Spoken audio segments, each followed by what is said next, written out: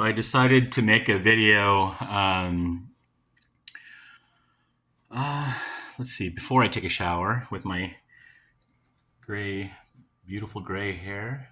Um, Anyways, I thought today, I thought I'd like to talk a little bit about my second wife, Mary Bit Han.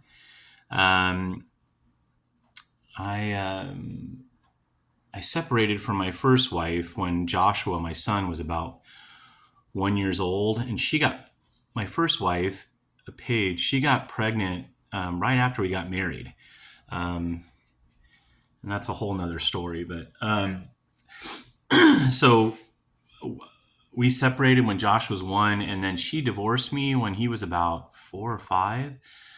So it was probably about 6 years later, something like that, that I was on a Christian dating site called christianmingle.com. And I got a message from someone.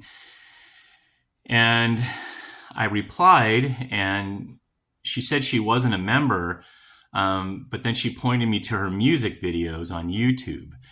And so, I went on YouTube and looked at her music videos. And I love Christian music. I mentioned that in the last video,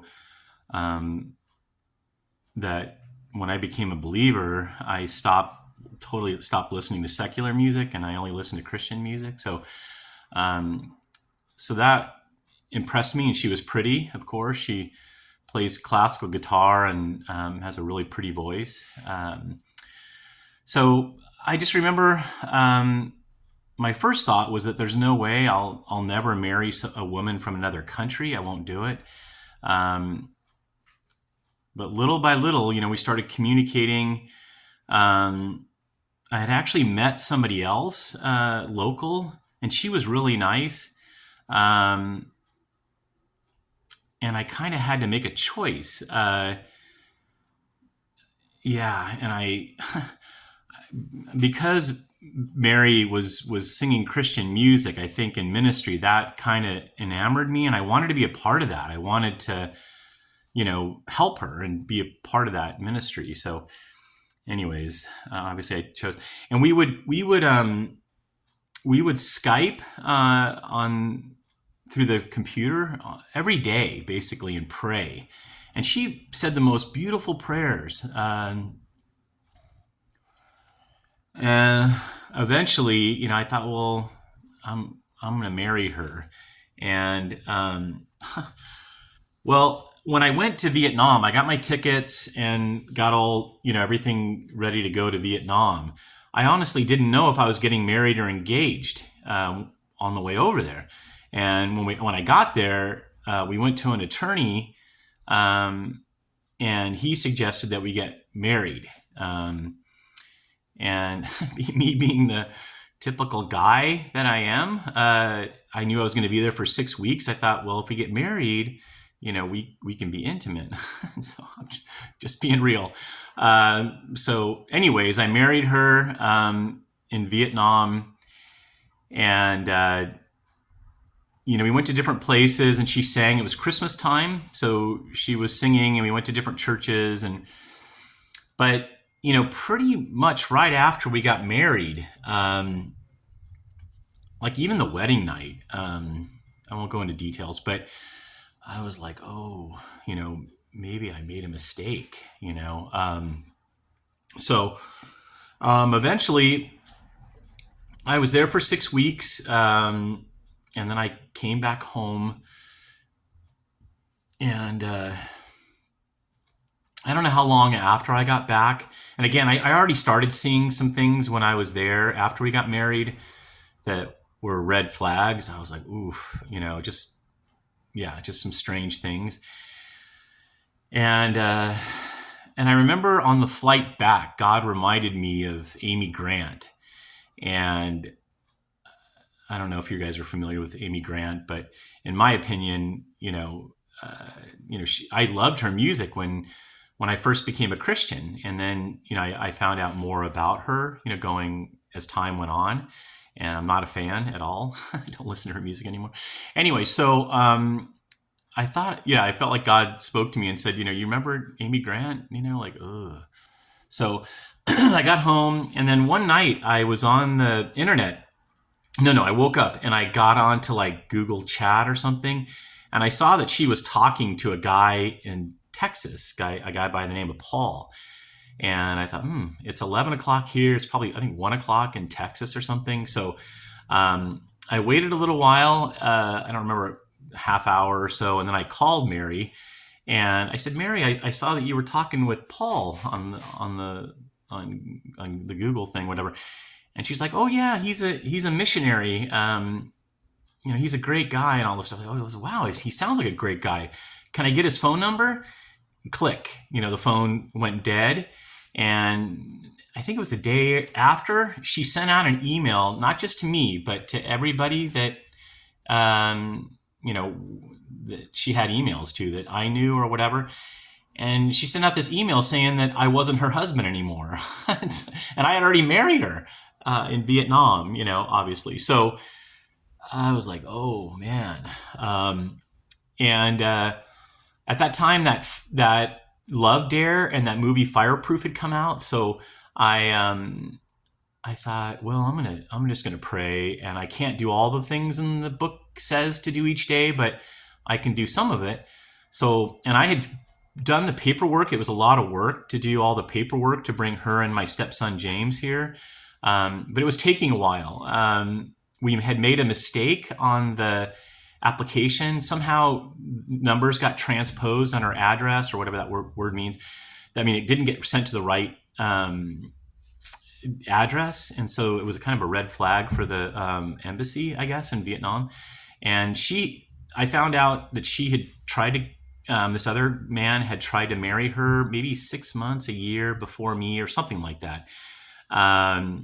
So anyways, instead of taking a year, it took 2 years to bring her and James here. But okay, so to back up a little bit, so I did that Love Dare and prayed a lot, and then eventually she started talking to me again after 40 days, and then finally the paperwork got approved, and so I was excited. But at that time, it was in 2008, and I was selling business telephone systems for Toshiba and low voltage cabling. And the whole industry changed. Everything went from digital to voice over IP, and the economy dove, and I wasn't selling anything, and I was straight commission.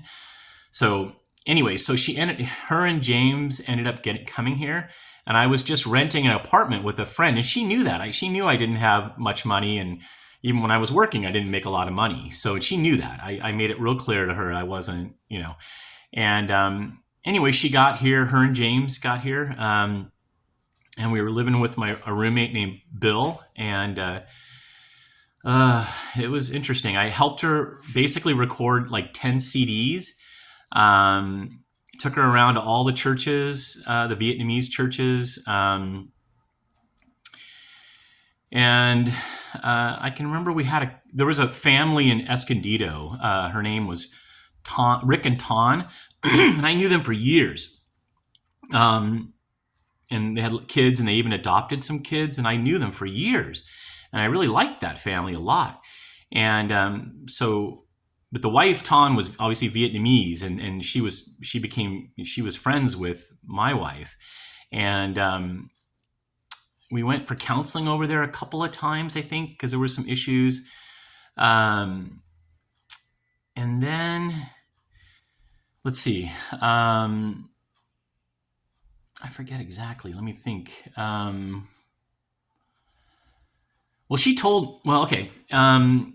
And then she told me at one point, she goes, when I leave, you'll never see me or James again.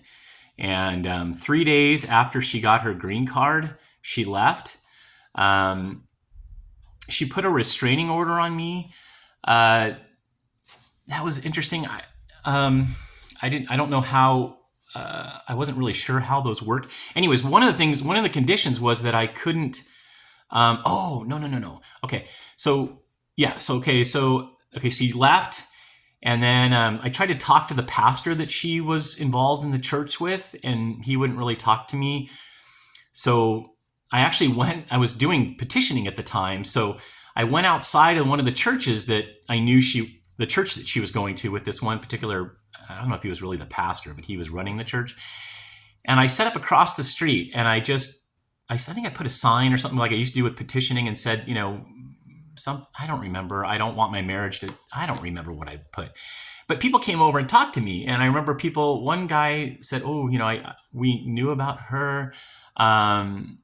Back in Vietnam was something about money or something. I don't remember exactly what he was saying. And then one lady came over and was upset with me that I was out there. But anyway, so she tried to get a restraining order on me. So I guess and the reason she got the restraining order was that I accidentally dialed the phone to call James, my stepson.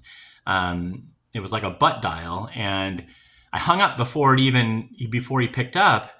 And because of that, they actually gave her a restraining order. And I remember my friend Will went with me to the court that day, and he said, Robert, it's probably better because she's leaving, and you just got to let it go. And I just remember saying to James in that court building, I saw him and I said, James, I love you, and so, and I remember one of the things that James said to me before they left, he had liked that. I like Christian films. And he used to watch Fireproof a lot because he likes firemen. He thought maybe he wanted to be a fireman. And the last thing he said to me, we were walking up to the stairs of the apartment, and he turned around and he said, Dad? And I said, yeah, James. And he goes, your marriage wouldn't have to be fireproof. It would have to be bulletproof. Nobody can understand my mom. And so that was kind of that. So, okay, so the restraining order. And then I didn't see her. I didn't see them at all. And I don't know, like maybe 5 years later, I was at a store in Rancho Bernardo, like a Ralph's or something, and I was checking out. And I looked over and I saw her. And so the good thing in my heart, I thought was good, was that I didn't have any bitterness. I was like, I feel sorry for her. She's not an honest person, And I walked over and said hello. She said, hello, how are you doing? And then I went back, I guess, to finish checking out. And I turned around and she was gone. So that was that. And then about 3 months after she left, or 4 months, I was at my son's football game. And I got a phone call from a Vietnamese woman. And she's like, how are you in Bit Han? And I said, she left. And she goes, I know she left. She goes, she called me and told me that she was going to have my husband. I thought, what? I think that was the guy that she tried to marry before me, and for whatever reason they couldn't get the paperwork completed. So so that was that. Oh, and then she sent out an email.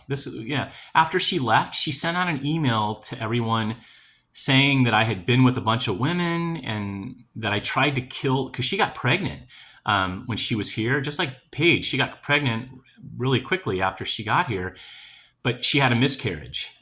She took a flight to Texas to sing in the first trimester. I'm not sure, but I think that's not supposed to be good. But anyway, she miscarried. And she, in the email that she sent out, she said, I killed the baby because I bought cantaloupe.